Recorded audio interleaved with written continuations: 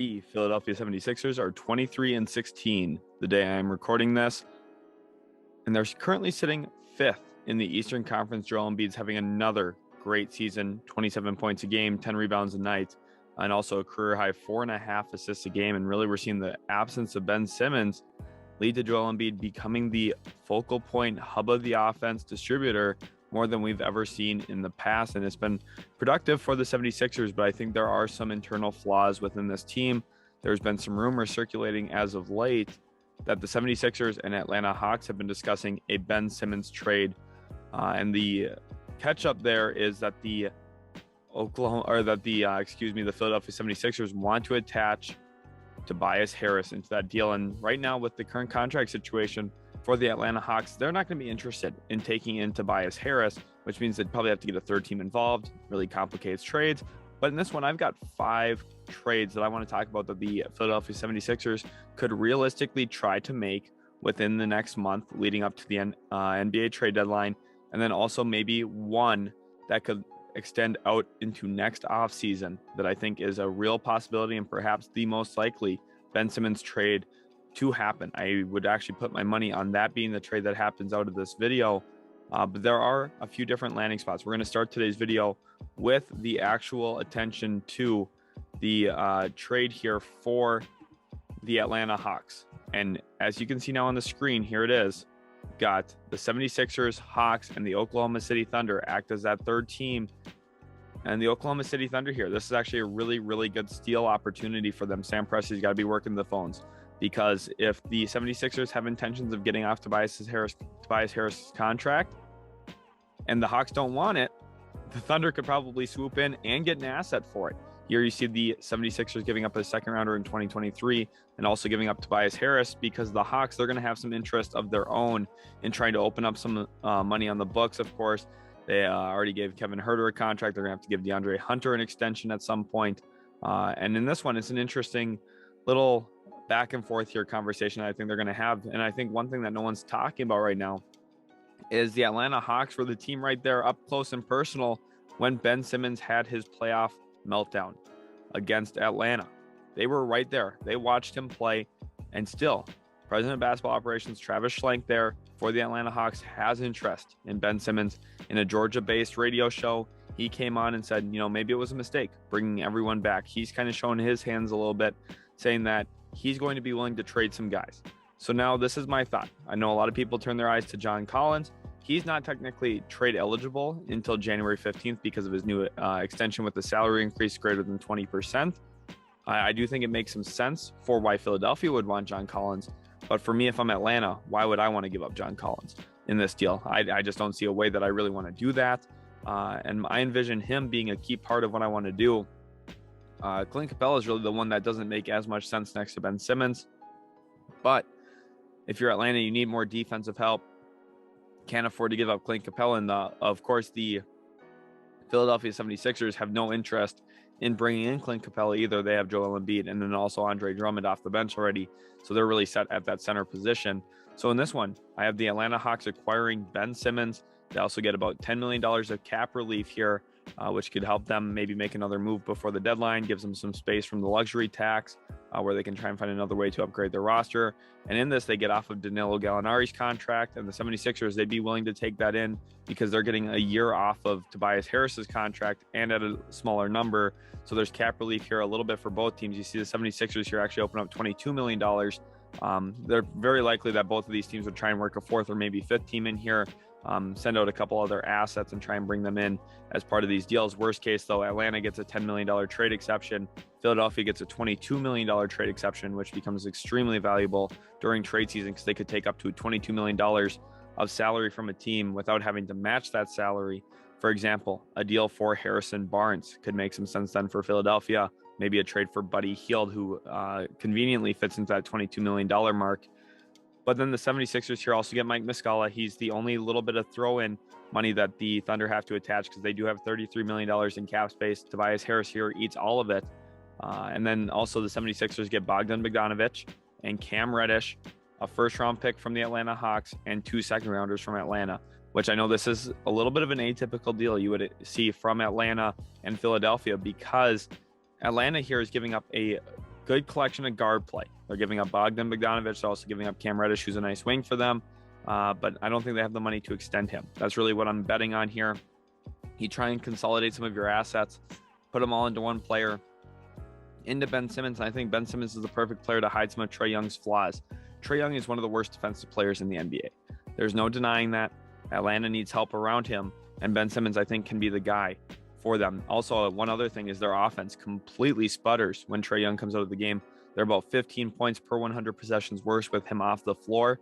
You stagger the minutes of Ben Simmons and Trae Young, and you can also create a separate identity there where you have a Ben Simmons lineup with John Collins. You try and get out in transition a little bit more than they have been, get a little bit better defensively, get some more stops, and get out and run, get some easy buckets. I think that really helps that second unit if you can tie Ben Simmons to that grouping.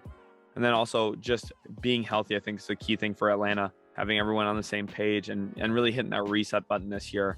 When you don't really have to give up too much. Cam Reddish, very likely they were not going to be able to retain him. They'll probably be looking to trade him. Bogdan Bogdanovic, he's the one that hurts to give up. You don't want to have to give him up, but let's be honest about it. Ben Simmons is an upgrade over Bogdanovic for the regular season. And I know Hawks fans are saying, whoa, we just made it to the conference finals last year. Why are we worried about the regular season? Well, because you're not really right now in a spot where you're going to make the playoffs. That's really the concern for me. You get off Danilo Gallinari's contract in this. That's part of why you have to give up the second rounders. And for Oklahoma City, the reason I see the Thunder wanting to do this is a prime example of getting in there and stealing a good player. You go and get Tobias Harris for essentially free in this deal because neither team wants his money. Both teams get to create trade exceptions, keep players out of that for them. And I think it is a good move for all three sides here. I don't think this is an extremely likely trade just because there is a lot of moving pieces here. Ultimately, I do not think Atlanta will land Ben Simmons, but I think if they try to, this is going to be one of the packages that they probably put on the table for Daryl Morey. I'm not sure if this is enough for Daryl Morey to say, oh yeah, we'll take that or not, because you're looking at it, they're not really bringing in a ton of assets, but they are getting some good players. I think Bogdan Bogdanovic and Cam Reddish are really the two key ones in this deal for Philadelphia. Moving to our next trade here, this is a 1-for-1 trade essentially, where the Kings get Ben Simmons. There's no denying that GM Monty McNair has been tied to Ben Simmons since this whole drama started. The Kings have shown interest in Ben Simmons, and De'Aaron Fox has had his play decline a little bit this year. So for that, you end up having to attach De'Aaron Fox in that deal. You turn your attention to a Tyrese Halliburton, Davion Mitchell backcourt for the future. You bring Ben Simmons in for some size. You have to send out Mo Harkless for this too, which helps the 76ers replace some size that they're missing. I do think they need a little bit more length in their lineups. And then you also send out 2 second-round picks because you're giving up a young guard back for Ben Simmons. I think this is one where the 76ers aren't thrilled. This would be an example of if Daryl Morey panicked a little bit at the trade deadline, needed to find something quickly, or if ownership put a little bit of pressure on him. Right now, they're 5th in the Eastern Conference, though, so I don't necessarily see this having to happen, but you never really know. I think Daryl Morey, if he did hit the panic button, a deal like this could be something that the Kings would offer and that the 76ers would consider if they were panicking. Our next one here, another trade here, and I think this is one more along the lines of what Daryl Morey would be really interested in doing. Bradley Beal goes to the Philadelphia 76ers, and the Wizards in turn get Ben Simmons, a 2022 first-round pick, so this year, 2026 lottery-protected first-round pick, and a 2028 first-round pick. And now Wizards fans are probably like, whoa, why are we giving up Bradley Beal? I don't want to give up Bradley Beal, probably what they're saying. If I'm a Wizards fan, if I'm the Wizards GM, Tommy Shepard, I am really, really looking at Bradley Beal hard and long and saying, do I want to tie myself to him for 5 more years? Bradley Beal is at a point where he's going to make a decision about if he wants to stay or go. And it seems to me with some of their recent struggles, it's more likely he's going to want to leave than stay. So if I'm Washington, I'm getting out ahead of it. I'm going to bring in a young star who's under contract, someone who's going to help me win regular season games, which I think is important for Washington. I think they want to have a winning record. He's someone who could fit the timeline of Denny Avdia, could fit the timeline of Corey Kispert, could fit the timeline of Rui Hachimura. And I think it's just a really good player. Could fit the timeline of Kyle Kuzma. They've got some nice young pieces already there in Washington. I know they're already big, so why not run a big lineup? Put Ben Simmons at point guard, Spencer Dinwiddie, you can play him alongside him. I think that does work pretty well. You get better defensively in this deal if you're Washington.